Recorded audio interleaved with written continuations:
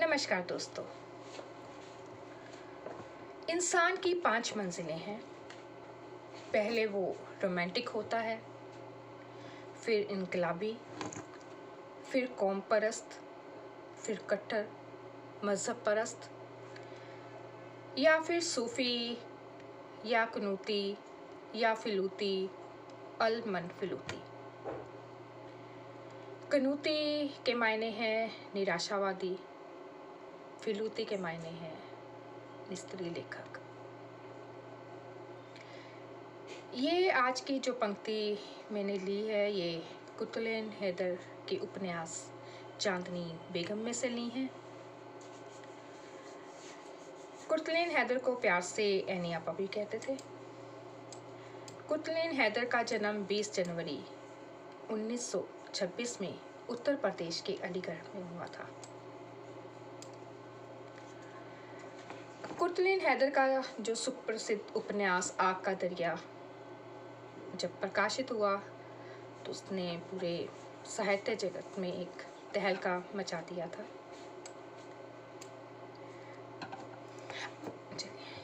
आज मैंने सबसे पहले उनको उनके जन्मदिन पर ही याद किया है, इसके लिए उनको बधाई। उनके सभी उनको पसंद करने वाले, उनकी लेखनी को जो पसंद करते हैं उन सभी को भी बहुत बहुत बधाई।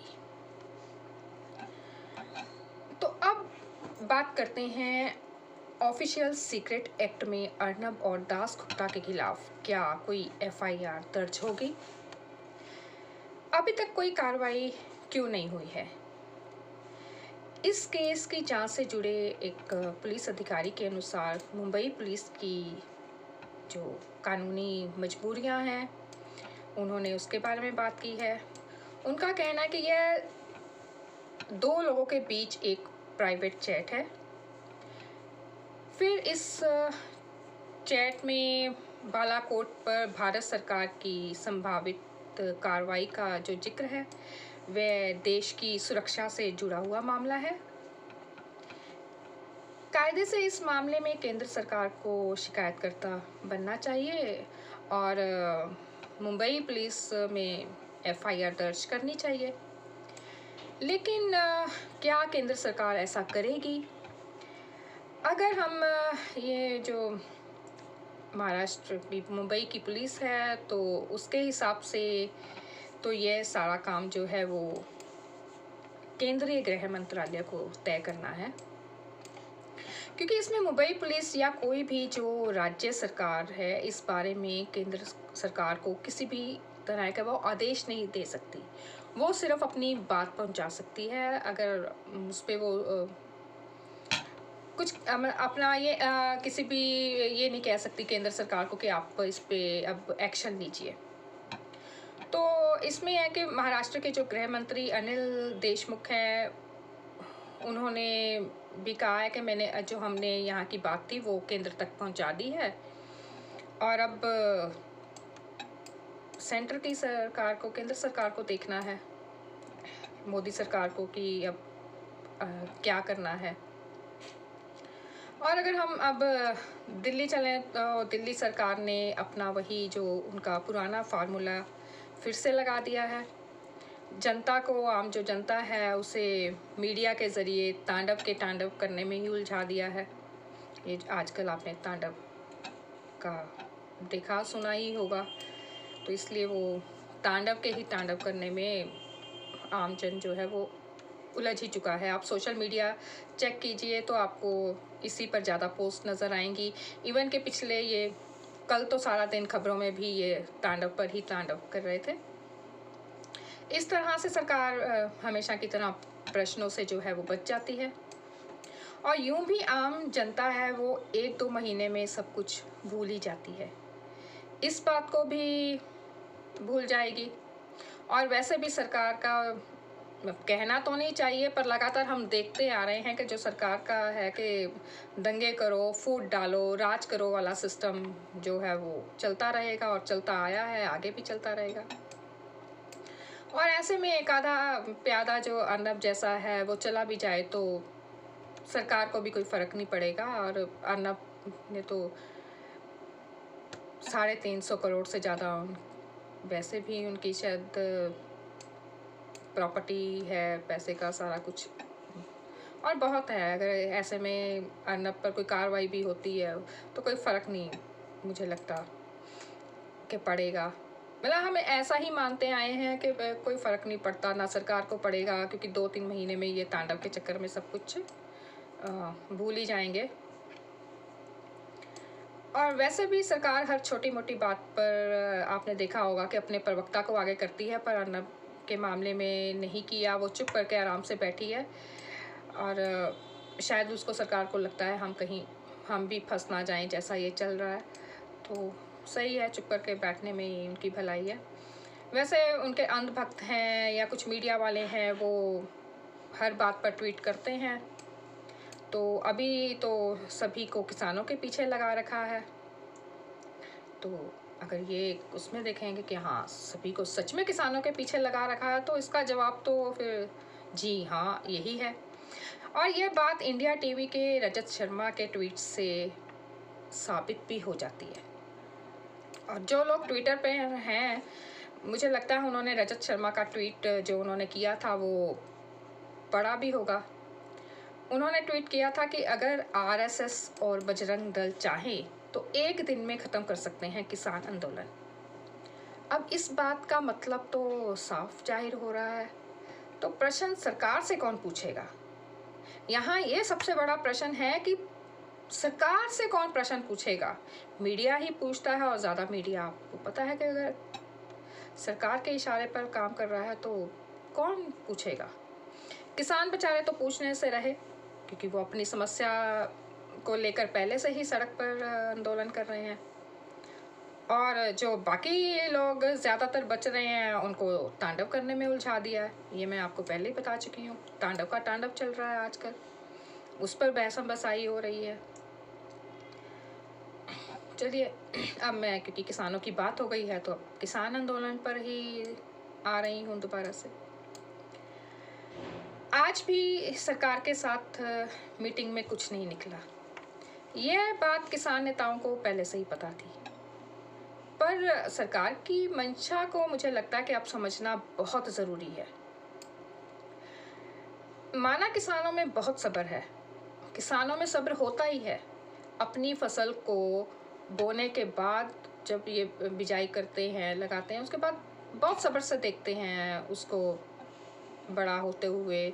फसल जब पकती है उसको काटना वो बहुत टाइम पीरियड रहता है। एकदम से ऐसा तो नहीं हुआ कि आज उन्होंने फसल की बिजाई की है और 1 हफ्ते में ही वो पक जाएगी, समय लगता है। और अगर बाई चांस भगवान ना करे कोई आपदा आ जाती है तो भी ये लोग सब्र ही रखते हैं। तो अगर सरकार ये सोच रही है कि हम टाइम पास करके इन्हें थका देंगे, तो वो देख ही चुकी है ये पॉसिबल नहीं है। यहाँ रजत शर्मा के ट्वीट को एक बार फिर से समझना बहुत ज़रूरी है। क्या रजत ने आरएसएस और बजरंग दल चाहे तो एक दिन में ख़त्म कर सकते हैं किसान आंदोलन? ये ट्वीट करके सरकार की किसी मंशा की तरफ तो इशारा नहीं किया है। क्या सरकार किसी भी हालत में इस शांतिमय आंदोलन को हिंसा में तब्दील कर देना चाहती है? सोचने वाली बात है। खैर, मैं वापस मीटिंग पर ही आती हूँ। क्या आज किसान नेताओं ने मीटिंग में एनआईए का मुद्दा भी उठाया था? इसके अलावा जो किसानों को शिमला में गिरफ्तार किया है उसका मुद्दा भी मीटिंग में उठाया। तो कृषि मंत्री नरेंद्र तोमर ने आश्वासन तो दिया है कि हम किसी निर्दोष के साथ गलत नहीं करेंगे और ना ही होने देंगे, पर क्या ऐसी जो कार्रवाइयाँ हो रही हैं, सरकार कर रही है, वो नाहक नहीं कर रही इस समय? किसान जो हैं वो क्योंकि कृषि कानूनों को रद्द करने की मांग पर ही हैं, तो सरकार ने तो आज साफ स्पष्ट, आगे भी साफ स्पष्ट ही कहा है, और आज तो वहाँ पर भी कह दिया कि कानून किसी भी कीमत पर हम वापस नहीं ले सकते।